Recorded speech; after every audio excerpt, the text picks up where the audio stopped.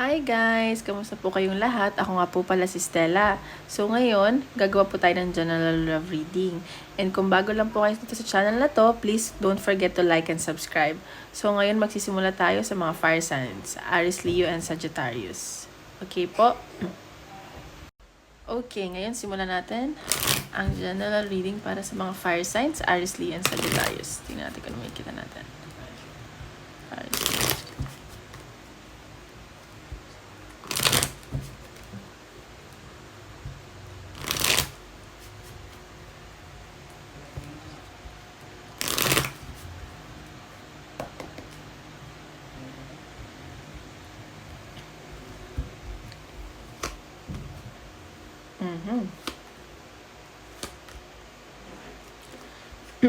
Okay, nakikita ko dito, this is about family. So, may nakikita ako dito na parang pag-uusap, parang chismis tungkol sa pamilya, ganun. And about to sa kamag-anak or sa single father. Ayun, may nakikita akong pag-aaway. Ganun. Parang chismis na lumabas. Tapos parang biglaan lang yung chismis na to, ganyan. And nakikita ko nag-aaway-away, ganun. Parang sa support sa family, ganyan. Parang pera din yung pinag-aawayan. Tingnan pa natin. Anong lalabas sa mga fire signs? May nakikita din akong travel sa mga fire signs. Biglaang travel.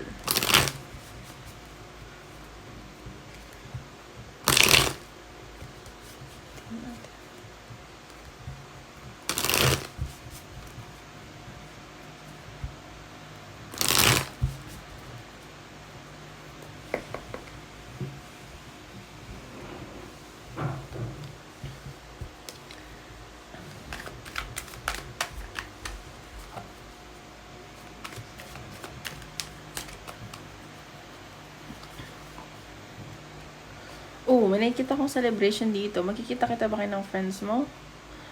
Ayan, may nakita akong paparating na celebration. Mga kababata mo ata to.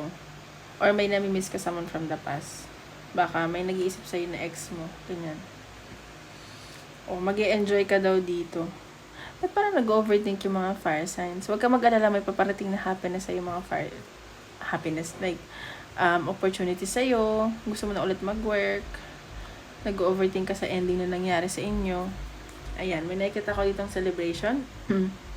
May nag-iisip sa'yo, maybe ex mo or someone from the past. Tapos parang ikaw, parang iniisip niya na nag-enjoy ka na, ganyan. Parang masaya ka na daw ngayon. Tingnan na pa natin.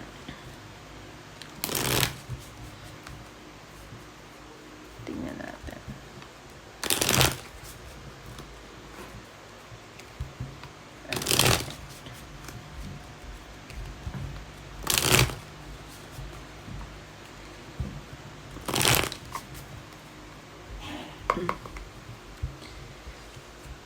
Ano pa parating sa mga fire signs?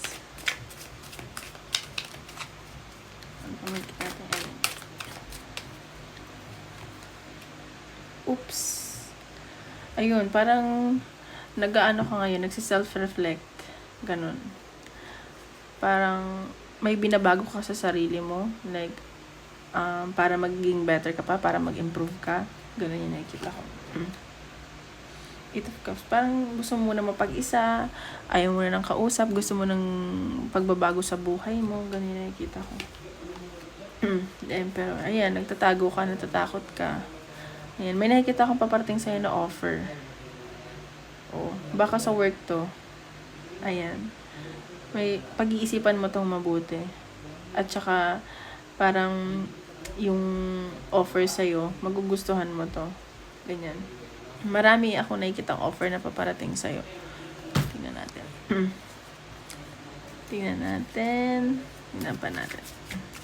Ay, baliktad yung card, sorry. And then sa career.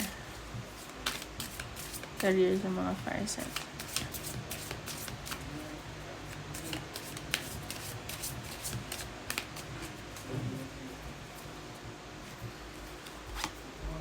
Okay, stepping into power, you are strong beyond measure.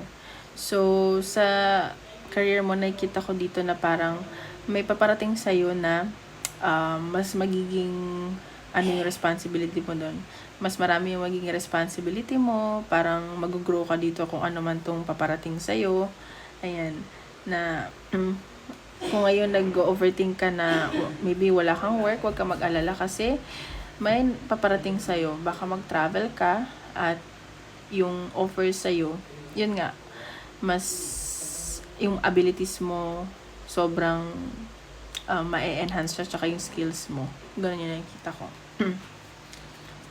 Tingnan natin sa love life.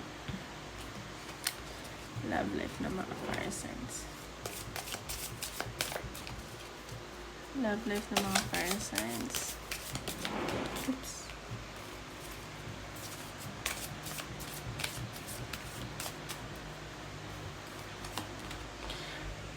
How can you mother yourself?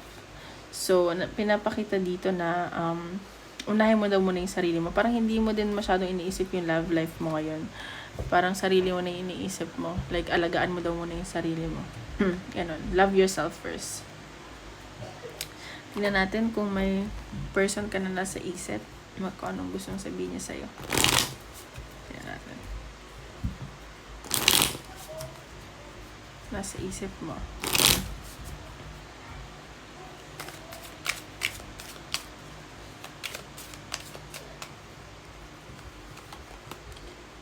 I know I was a distraction from your pain. Ayan. So, ang sinasabi dito ng person mo, habang nag-move on ka, parang na-sense ko dito parang rebound ang nangyari. Yun yung hindi talaga siya yung gusto mo.